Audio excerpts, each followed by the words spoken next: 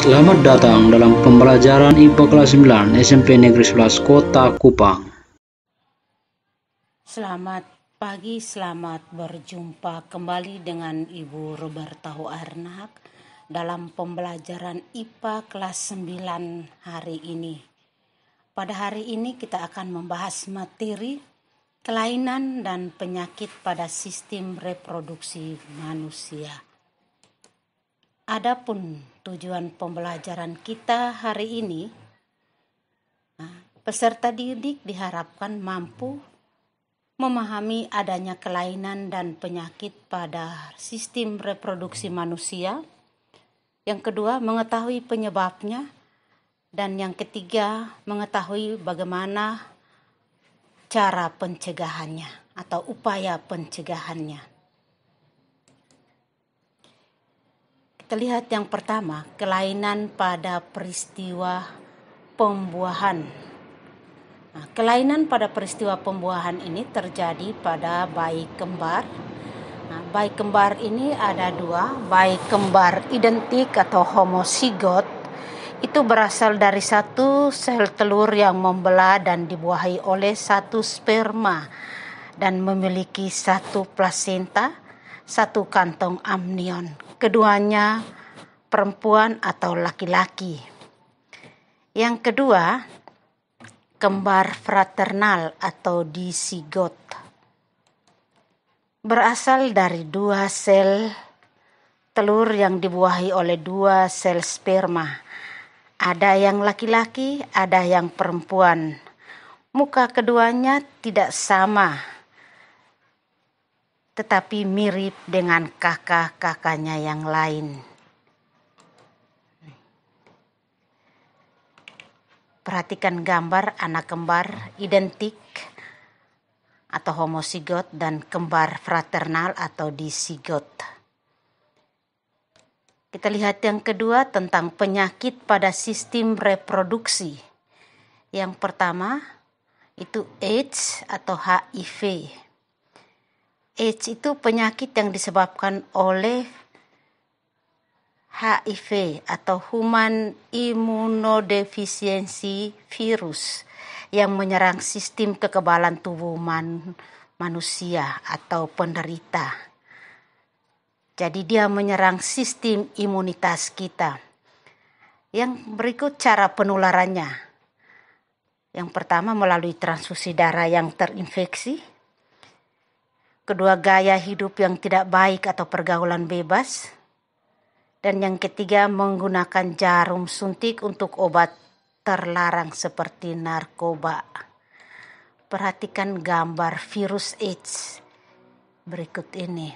Yang kedua, gonore atau go. Penyakit gonore disebabkan oleh bakteri Neisseria gonorrhoeae.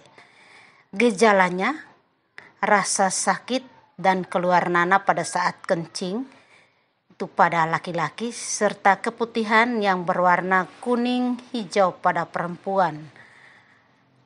Yang kedua, menyebabkan kebutaan pada bayi yang baru lahir. Perhatikan gambar bakteri Neisseria gonorrhoeae dan penderita kerusakan mata akibat penyakit gonorrhoeae. Yang ketiga, sifilis atau raja singa. Sifilis atau raja singa, penyakit menular yang disebabkan oleh bakteri Treponema pallidum. Gejalanya, luka pada tempat masuknya bakteri ke dalam tubuh, biasa pada daerah sekitar kelamin. Berikut, penyakit ini dapat menyebar dan menyerang organ tubuh lainnya dan dapat menimbulkan kerusakan pada organ. Perhatikan gambar bakteri penyebab sifilis. Dan yang kedua itu penderita sifilis. Yang keempat, herpes simplex genitalis. Jadi penyakit herpes simplex genitalis ini disebabkan oleh virus herpes simplex tipe 2 yang menyerang kulit di daerah genitalia luar, anus, dan vagina. Gejalanya gatal-gatal, pedih, dan kemerahan pada kulit di daerah kemaluan dan menimbulkan beberapa lepu kecil ketika pecah, menimbulkan luka. Penyakit herpes sulit sembuh. Jadi kalau sudah sembuh dia akan kambuh lagi.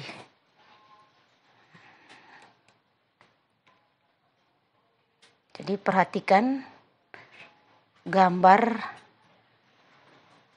penderita, jadi kulit yang terinfeksi herpes. Yang kelima, keputihan. Penyakit kelamin yang terjadi pada perempuan.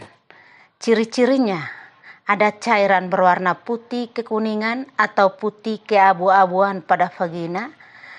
Yang kedua, cairan bersifat encer dan kental atau kental. 3, bau tidak sedap dan gatal pada vagina. Penyebabnya adalah infeksi jamur Candida albicans. Dan yang kedua adalah bakteri, virus, dan parasit. Epididymitis.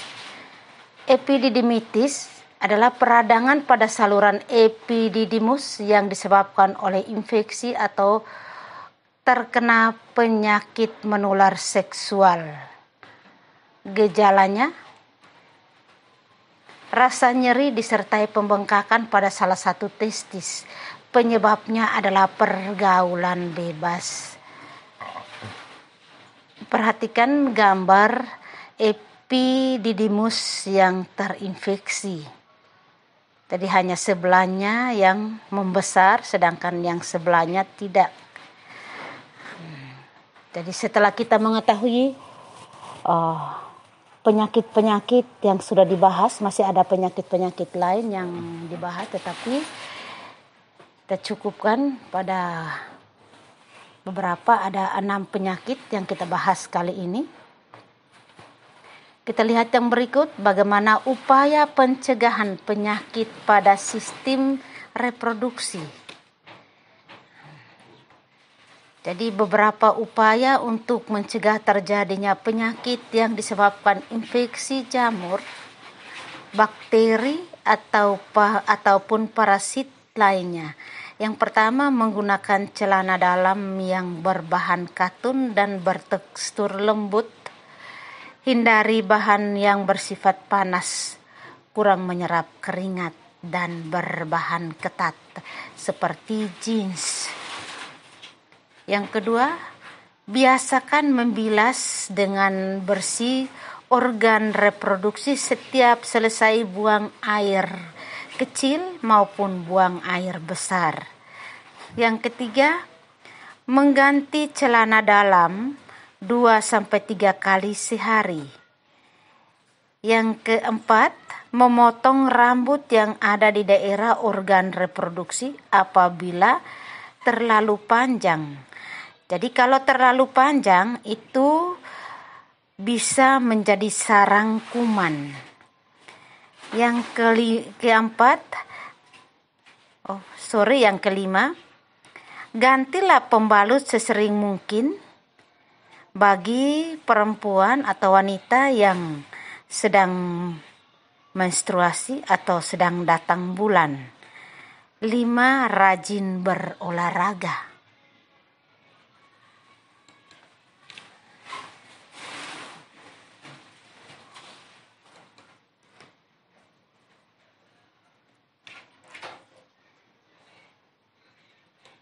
Yang berikut tentang faktor penyebabnya. Faktor penyebab terjadinya penyakit pada sistem reproduksi manusia. Yang pertama, faktor yang menyebabkan penyakit pada organ reproduksi itu, yang pertama itu pergaulan bebas. Yang kedua, penggunaan narkoba. Yang ketiga, transfusi darah yang sudah terinfeksi penyakit yang diturunkan dari orang tua yang sudah terinfeksi melalui kehamilan. Yang keempat, penggunaan jarum suntik secara bergantian seperti tindik, tato.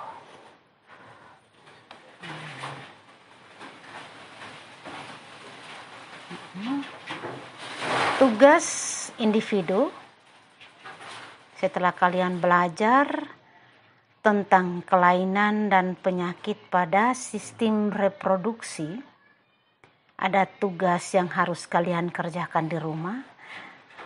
Carilah informasi tentang berbagai jenis penyakit dan kelainan pada sistem reproduksi pada manusia, serta penyebabnya dan upaya pencegahan melalui internet. Nah, tugas ini dikumpul sebelum pertemuan berikutnya di guru mata pelajaran secara manual di sekolah. Tidak dikirim lewat internet. Sekian dan terima kasih. Selamat siang, selamat belajar.